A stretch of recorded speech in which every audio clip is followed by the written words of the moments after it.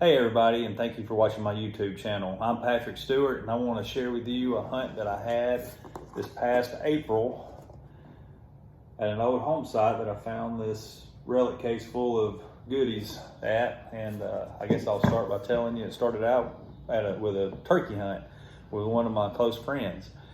Anyway, we got up there in the mountain, went all the way almost to the top, and there was a head of an old spring that he had killed some turkeys in previous years. So we sat up there, we listened, we didn't hear anything. But in my mind, all I could think about was like, there's no telling who and what had stayed around this head of this spring and camped around there. And I have not gotten to hunt that area yet, relic hunt. So anyway, we hunted around there for a little bit. Then we took off around the edge of the mountain. And on the way to another spot, he made a comment that there was an old home site close to the top. And I told him, I said, please don't tell me. I want to be the one to try to find it. So when we got there, it was easy to find. Anybody could have found it. There was daffodils everywhere, and an old stone structure, and it was just a really neat place. And it was just, if history could talk, I would love to know what it says.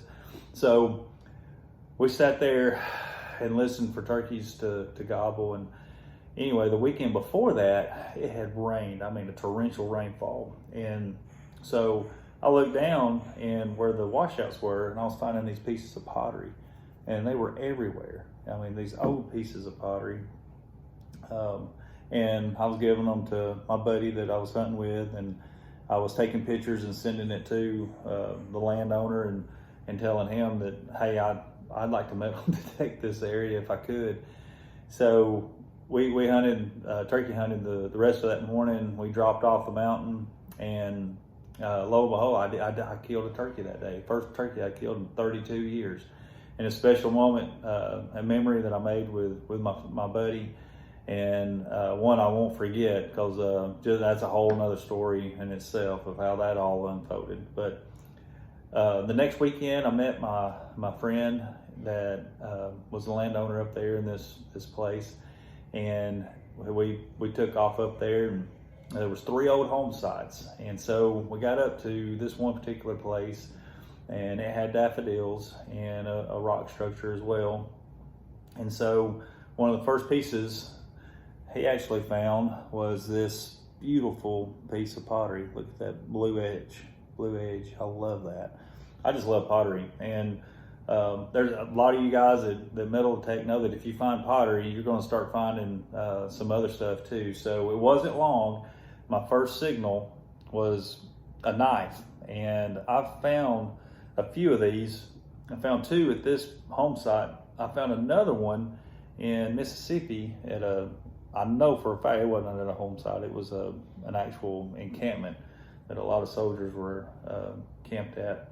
So I hunted around this area for a little longer. I was thinking that because the pottery was up around this area, that maybe it had washed down into this little area. So I was hunting above, and really and truly about the only thing that I found was, those 2 knives. And of course they're broken, so it might be the reason. I think it may have been a dump that they dumped everything, because the house site was actually lower after we did finally find it. But I only hunted for about an hour and a half at this particular site, so I'm hoping to go back. But so anyway, about an hour into it, I finally got a really good signal, and I dug down about 8 inches, and when I flipped the plug out, this is what I saw. That's all I saw. The face was down, and my heart was beating out of my chest, because I knew that this house site had predated the Civil War. And I was like, oh my gosh, what is this? Is this an ABC button, or is it a map on the tree? And so when I pulled it over, and I didn't look, I called the landowner over and I wiped it off. And when I wiped it off, we saw the US on there, and I was still excited. It's not I've dug a lot of buckles in my hobby career as far as relic hunting, so I was super excited about that. And I could have ended the day right then, but I continued to hunt, and about 3 feet from there, my very next signal was a first, and this little beauty popped out. This CS Pewter saddle shield from a McClellan saddle, and I was like, I was screaming, literally, and saying some things that I can't say on YouTube, but it was magical. And we were sitting there trying to figure out what in the world was a Union buckle doing there and a CS saddle shield. But I'll try to remember to tell you why it's important that saddle shield was there. I marked it on the GPS, and so because I have a friend of mine that does a lot of research, so I'll get to that. I'll try to remember that here in a minute.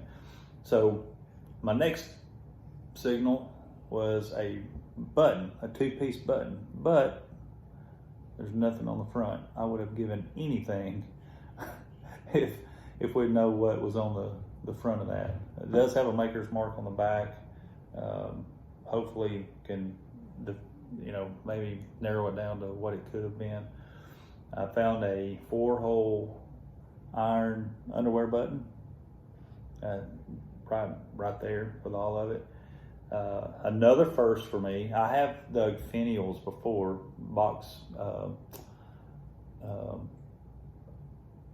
cartridge box finials and a cap box finial, but I've never dug a bayonet scabbard finial. So that's a first for me. And that was all right there in that little general area. Then there was another little rock structure.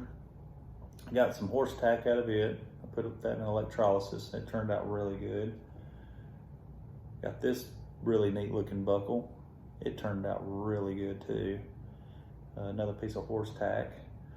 A mystery brass piece. There was a ton of iron stuff that I did end up digging after I dug one particular piece, and I'm gonna save it for the last here in just a second, because that to me was one of the most iconic pieces that came out of that home site. Then this big thick piece of glass there.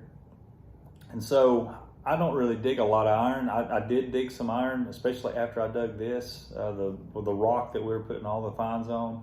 If I can figure out how to edit this video, I'll try to put some pictures on there from the rock of all the stuff. But we're probably 7 miles from the Memphis and Charleston Railroad, and we got this really strong and fairly deep iron target. And I dug down, I grabbed it, and I couldn't get it out. And I was like, forget this, especially after, and the time was running out too, because I didn't have that long to hunt. And I dug the brass pieces and the pewter saddle shield. So I knew that there was some stuff around there, so I wasn't gonna waste a lot of time on that. So I told the landowner, I was like, if you want to dig this out, you can dig it out. So when he dug this piece, when it came out, it had some markings on the front of it. We had no idea. So I was like, you know what, I'm gonna take this home and I'm gonna do electrolysis on it. First time I've ever done it. Of course, I watched YouTube and was praying that I was not gonna ruin this piece. So when I got done with it, and I started cleaning it up, it was obvious of what it was, but it's a Memphis and Charleston Railroad cast iron piece. I mean, is that not beautiful? And it had this stuck through it, and it has little threads on the end of it. But basically, it's just like that, and it came out of the ground just like that. It's plain on the back. It's about that thick. But anyway, just a super, super relic, and the landowner's definitely going to get that piece. But anyway, I almost forgot again. I marked the position of where this home site was and sent it to a buddy of mine that knows how to look up the old land deeds based on the area.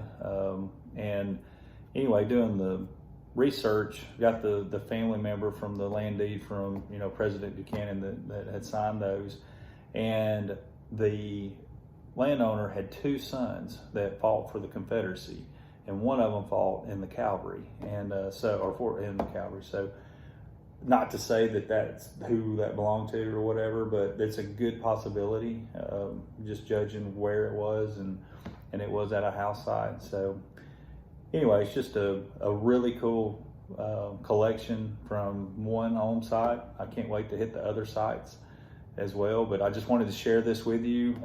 Any questions, comments, I'd be more than willing to answer them. So just again, thank you for watching my video, and stay tuned because I'm hoping to do some more of these. Thank you.